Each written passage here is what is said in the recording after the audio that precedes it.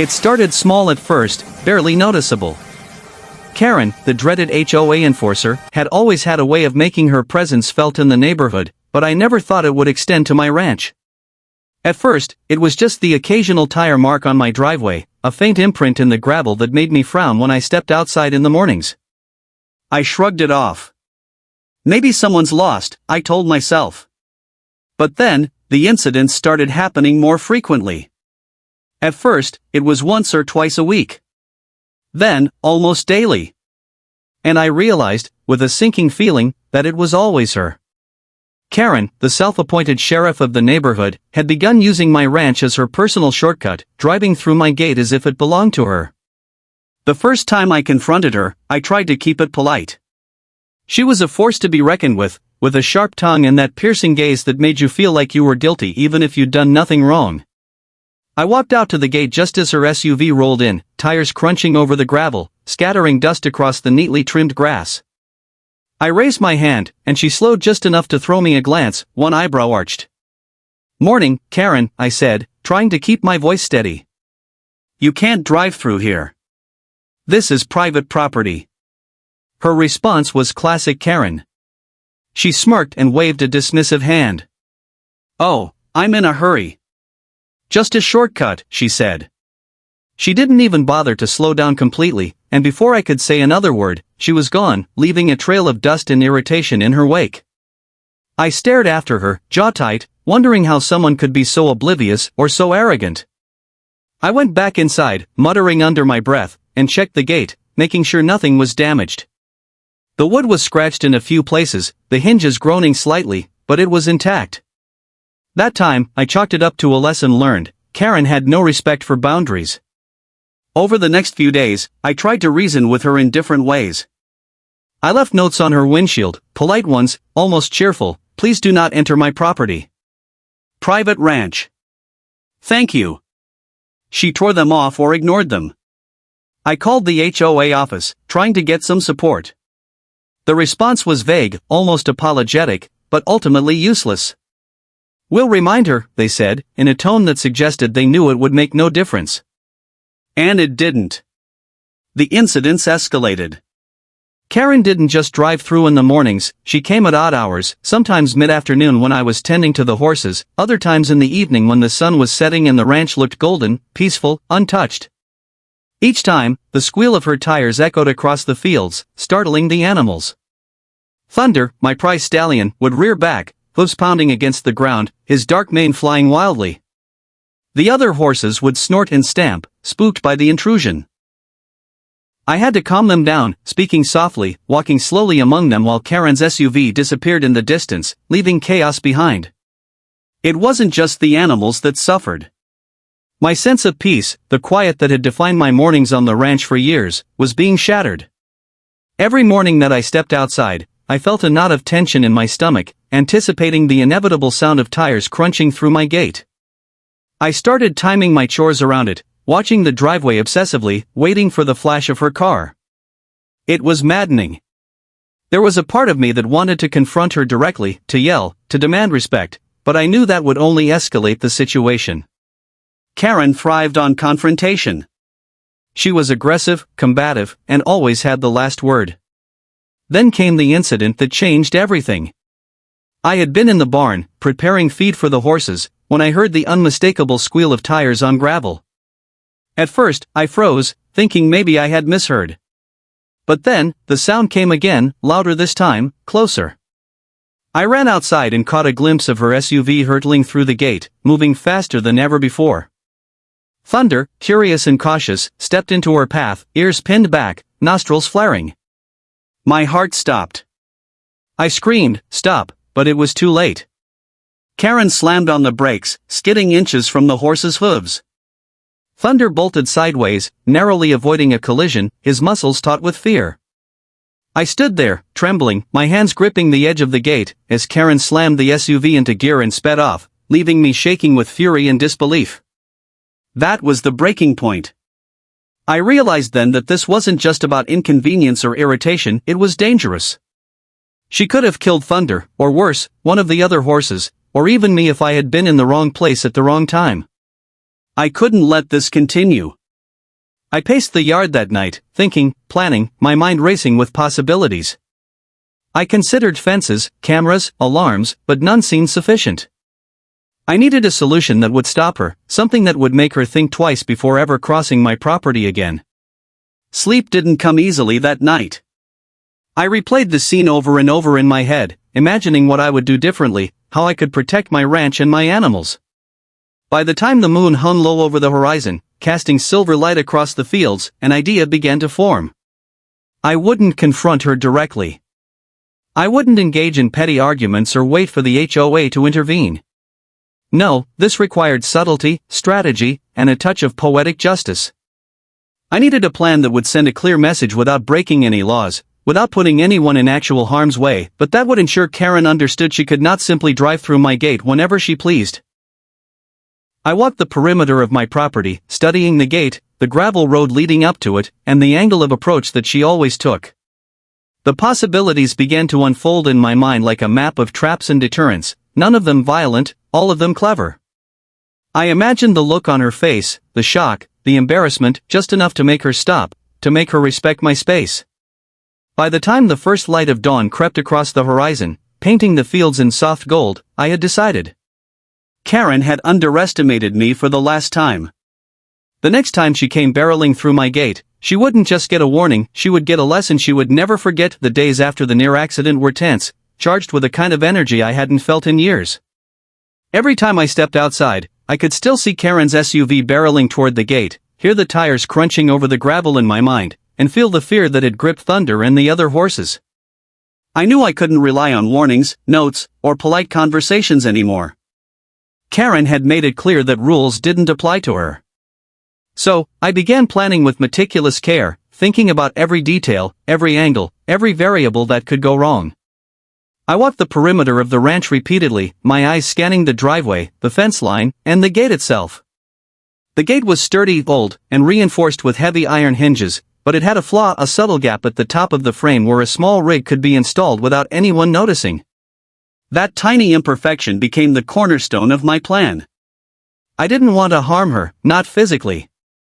I just wanted to make her stop, to force her to understand that trespassing came with consequences. I started sketching ideas on a notebook, drawing diagrams of buckets, pulleys, and levers, testing angles with sticks and rocks to see how they would move. Each failed test brought a new insight, a refinement of the plan. The next part involved timing. Karen had a predictable routine, and I had spent days observing from a distance. Every morning around 8:15, she would accelerate down the street, tires squealing, eyes glued to her phone or the road ahead, oblivious to anything else. I needed to ensure that the trap would be perfectly synchronized with her approach. Too early, and she'd miss it; too late, and she could evade it or, worse, notice it and retaliate. Precision was everything. I measured the distance from the point where the gate swung open to the center of the driveway. I timed how long it would take for her vehicle to reach that point, factoring in acceleration and momentum. It was almost mechanical, a calculation of speed, distance, and timing that made me feel a strange sense of control in a situation that had been completely out of it for weeks. I decided on a harmless but dramatic deterrent, a bucket of bright purple paint, rigged with a simple tipping mechanism triggered by the gate's movement. The idea was elegant in its simplicity. When the gate swung open, the bucket would tip forward, spilling its contents onto the car and the driver. It was bold, visible, and would leave a lasting impression. I sourced the materials carefully, making sure everything was sturdy, balanced, and stable. The bucket had to tip perfectly, and the paint had to cover just enough to startle without causing any permanent damage. I practiced tipping mechanisms with water first, testing different pivot points, adjusting weights, and fine-tuning the balance until the motion was flawless. To disguise the trap, I placed it behind the gate, hidden from view by a thin layer of foliage I had carefully arranged. The leaves would sway slightly in the breeze, but nothing would betray the mechanism. I even added a few decoy elements, rocks and branches strategically placed to look like random debris. Anyone glancing casually would see nothing unusual, and Karen, being in such a rush, would never notice. The key was subtlety. If it looked deliberate, it might alert her. If it looked accidental, the surprise would be complete. I spent hours each day leading up to the setup, checking the mechanism, testing the swing of the gate, and even timing the shadows to ensure that sunlight wouldn't reveal the hidden bucket prematurely. Each adjustment felt like setting the pieces of a chessboard, anticipating every possible move and countermove. I even imagined her face, the disbelief, the shock, the flailing hands as she tried to comprehend what had just happened. That mental image became a kind of fuel, energizing me, keeping me focused on perfect execution.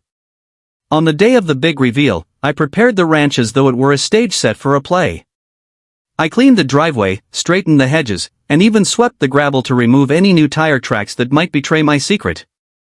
Everything had to appear normal, mundane, innocent. If Karen approached with even a hint of suspicion, the effect would be diminished.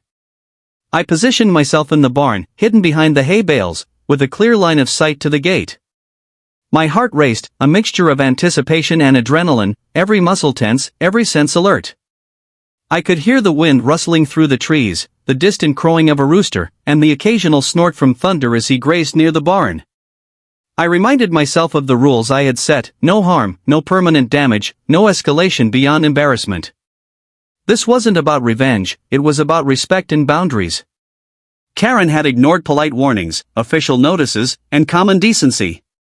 This trap would teach her a lesson she couldn't ignore, one that was creative, safe, and unforgettable. I ran through the sequence in my mind one last time. Karen's tires crunch the gravel, the gate swings open, the pivot releases the bucket, the paint splashes, and the look on her face: stunned, shocked, utterly unprepared. The morning stretched on slowly, the suspense building with each passing minute. Every passing car made my heart jump, every crow of a bird felt like a countdown. And then, finally, I heard it, the unmistakable squeal of tires, the sound I had been waiting for, the sound that triggered every precaution I had taken. I peeked through a gap in the hay bales and saw her SUV approaching at the usual speed, completely unaware of what awaited her. My fingers tightened around the edge of the haystack, my breath caught in my chest. This was it. The culmination of days of observation, planning, and preparation.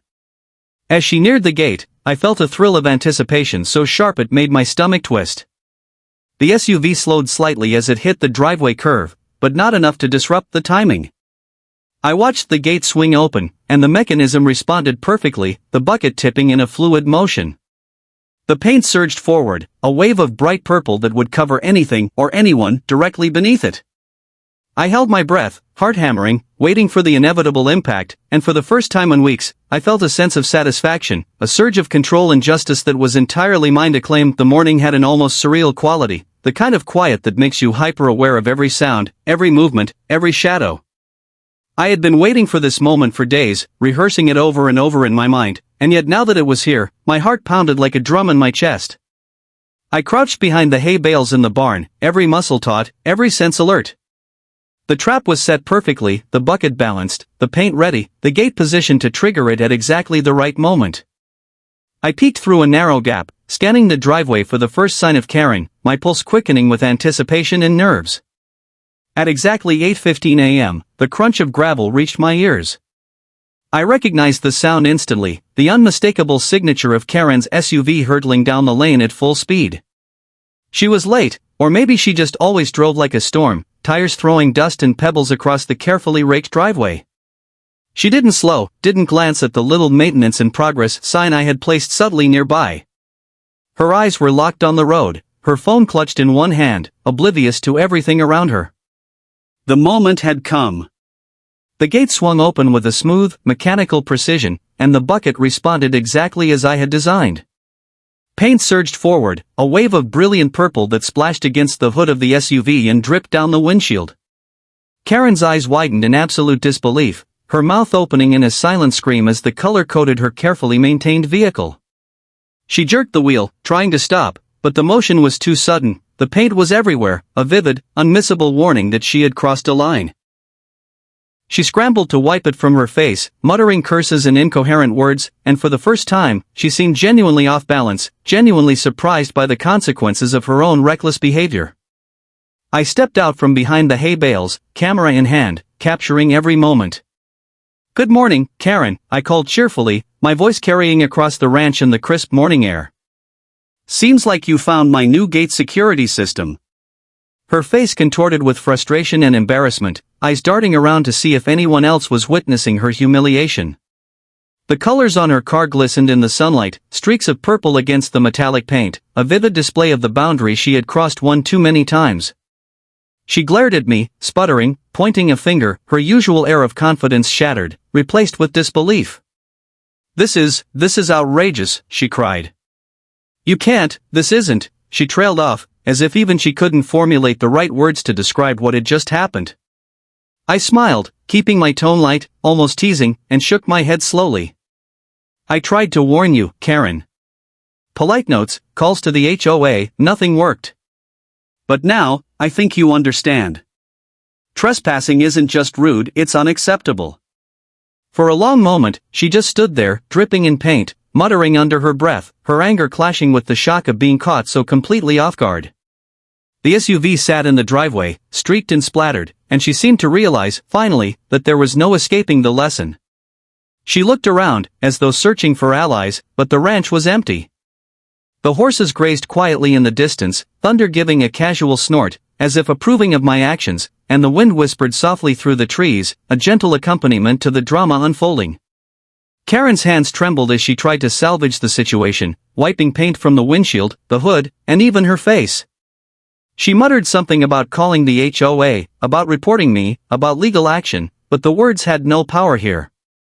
The trap was harmless, perfectly legal, and undeniably effective.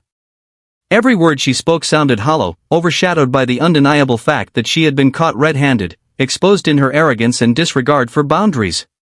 The trap had worked exactly as intended, a perfect balance of surprise, justice, and a visual reminder that the rules applied to everyone, even her. I lowered the camera, watching her finally take a step back, visibly deflated, her energy spent. The arrogance that had defined her presence in the neighborhood for so long had evaporated, replaced with the stark realization that she could no longer control every situation, could no longer bully her way through my property. For the first time, I saw hesitation in her movements, uncertainty in her posture. It was a small victory, but a profound one. She had underestimated me for too long, assumed that politeness, patience, and reason would bend to her will. She had been wrong. As she stumbled back to the SUV, still muttering, I noticed neighbors beginning to appear at the edges of their yards, drawn by the commotion. Some shook their heads in surprise, others tried to hide smiles at the spectacle. Word would spread quickly, and the story would grow in legend. Karen, who had once been feared, who had ruled with a sense of entitlement, was now the subject of whispered amusement and quiet admiration for my cleverness. It wasn't malicious, it wasn't cruel, it was justice, simple and effective, a reminder that boundaries were not negotiable. I walked toward the gate slowly, keeping my posture relaxed, projecting calm authority. You'll notice, I said, voice steady and clear, that boundaries exist for a reason. Trespassing isn't just inconvenient, it can be dangerous. I suggest you respect them from now on. Karen looked up, paint dripping from her hair and clothes, and for the first time, she didn't have a snappy comeback. The words I had expected her to spit out didn't come. She opened her mouth, closed it, and finally slumped back into her seat, defeated and coated in a mess of purple paint that would take hours to clean. I stayed there for a while, letting her absorb the lesson, letting the reality sink in. There was a strange satisfaction in watching someone so used to control finally confront the consequences of their own actions. The ranch felt peaceful again, the tension that had built up over weeks dissipating with each passing second. The horses grazed quietly, thunder flicked his tail lazily, and the wind carried the soft scent of hay and earth across the fields. The gate, once a site of chaos, now symbolized something different: respect, boundaries, and the idea that actions have consequences. By the time Karen finally drove away, muttering about cleanup and meetings and complaints to the HOA, I felt a weight lift off my shoulders. She would not forget this morning, and I knew, with quiet certainty, that she would never, ever drive through my gate again. The trap had done its job perfectly, safe, harmless, clever, and utterly effective. And as I closed the gate behind her, hearing the final click of the latch, I smiled. Peace had